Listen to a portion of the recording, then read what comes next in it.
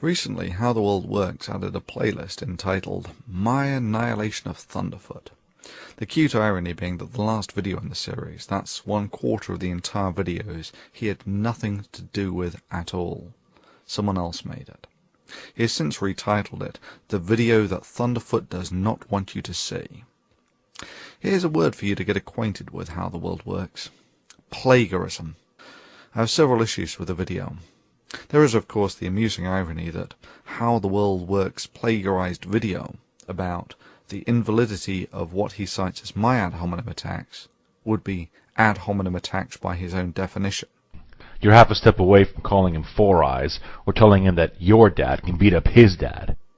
But more than that, when in the very clip that he shows to compare my video to How the World Works, there is a clock in the corner of my video giving people an idea about the rhetoric density. He then compares this to about 15 seconds cut out of two 10-minute videos in which he finds a comparable number of derogatory terms.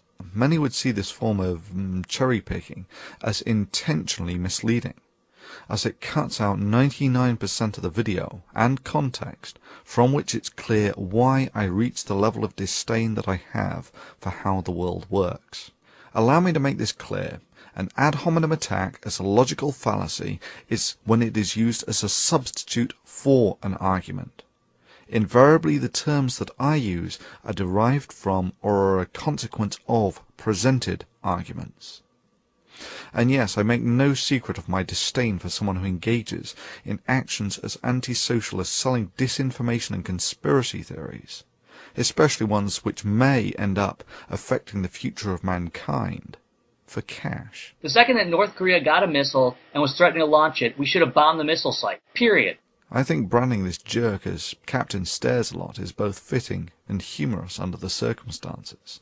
Similarly, Mr. Buster correctly quotes me as saying that I do not attempt to monetize the Thunderfoot channel, as this could be used as an unfair criticism from suggesting a conflict of interest or some such. And yeah, that does put a fiscal value on the level to which I honour the integrity of this channel. He then suggests that I am a hypocrite due to my criticism of How the World Works. But of course, it is an entirely fair criticism of How the World Works. He is a money-grubbing subscriber whore, and the fact that I do not attempt to monetize my channel to maintain its integrity does nothing to nullify this.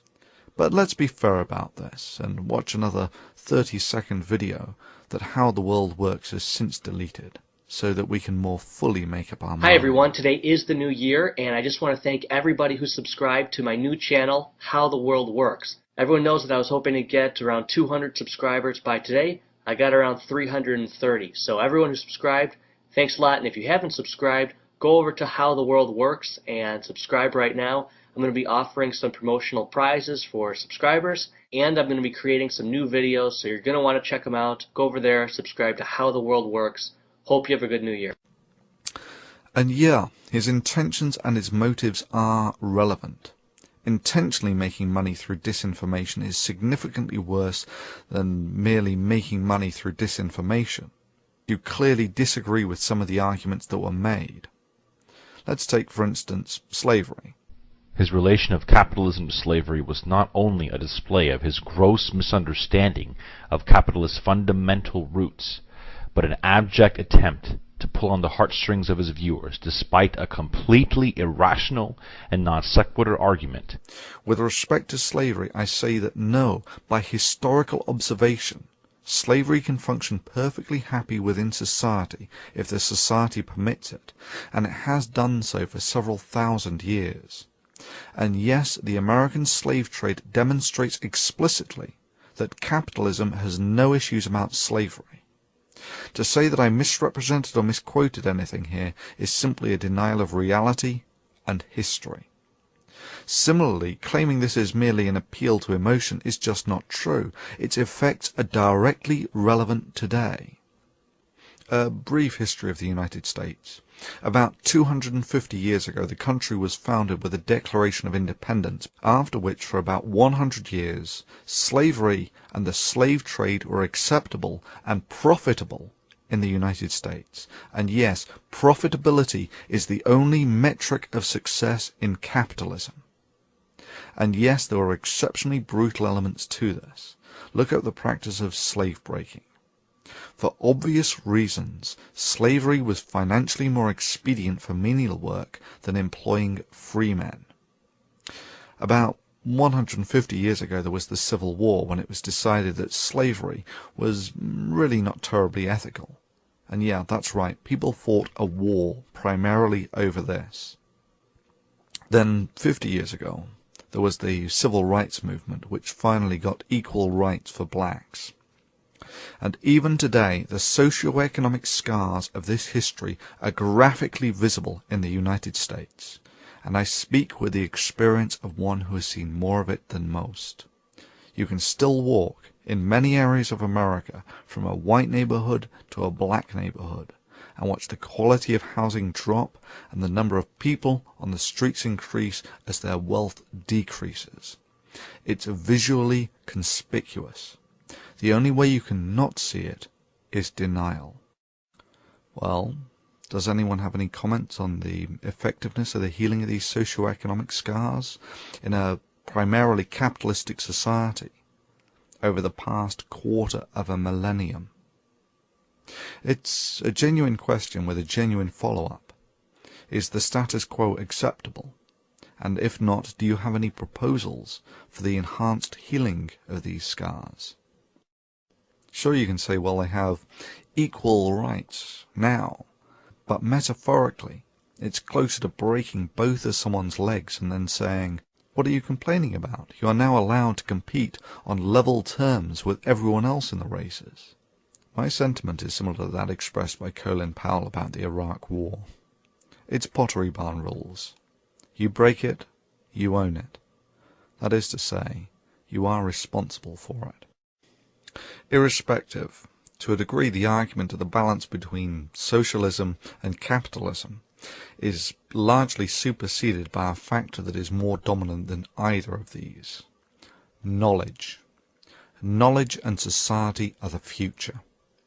Indeed, the interplay between knowledge, society, and the advancement of civilization was next on the cutting board before I got distracted by Captain Stairs-a-Lot. Thankfully, How the World Works has effectively scurried away with his tail between his legs, in rather a timely fashion, I may add, as I have real-world commitments for the best part of the next 3 weeks or so, and really can't do anything anyway. But after that, say anything demonstrably stupid, and your ass is toast. But let's summarize the similarities between the poster boy for conspiracy stupidity, that's PCS2, and his global warming conspiracy, and creationists. Both show contempt for the most qualified people in the world when they field educated opinions on their subject. Both are happy to quote mine in order to misrepresent and mischaracterize what they perceive as their opposition. Both think that the science that built the civilization they live in and are utterly dependent upon is made up of some evil conspiracy out to get them. Both have no issues with plagiarism. Ad hominem attacks, of course, and here you will notice that the attack on the person is a substitute for the argument. Answer: you work for the United Nations and you're a leftist. And if you want to hear the word from another leftist enviro-Marxist, just listen to James Hansen from NASA. He's back at it again, even though his old boss said he should have been fired. James Hansen claims that the democratic process is not working to fight global warming. Hey James, the reason why the democratic process is not working to fight global warming is because the majority of people are realizing that you and Al Gore are charlatans. Both demonstrate their lack of character and moral fiber, in that YouTube gives them the ability to censor comments, and both zealously engage in the activity. And of course both, when all other options have been exhausted, simply tip the board over and declare victory. So experts, now that I went through every one of your arguments and completely annihilated them... Regrettably, how the world works. Sorry. PCS2. That's not how the world works. Annihilating someone's argument is not a criterion that is simply achieved by declaring it. Indeed, the mere fact that you need to make such a statement seems to suggest that you do not think that this is self-evident from your argument. In that respect, it's more like Fox News claiming to be fair and balanced. Allow me to summarize PCS2. Braying about how smart you think you are does little to add to your credibility when you are categorically wrong on multiple elementary levels, especially when you further compound your errors by further attempting to justify your ignorance by a variety of deeply unconvincing excuses, and then finally claim that factual veracity is not important as it's only YouTube and who the heck cares, and then ultimately, when all other possible options have been explored, you correct your mistake. To summarize the summary, the knowledge of mankind has guardians to stop antisocial vermin such as yourself from pissing in the fountain of knowledge. To summarize the summary of the summary, keep polluting science, swine. Your bitch ass is mine, sunshine.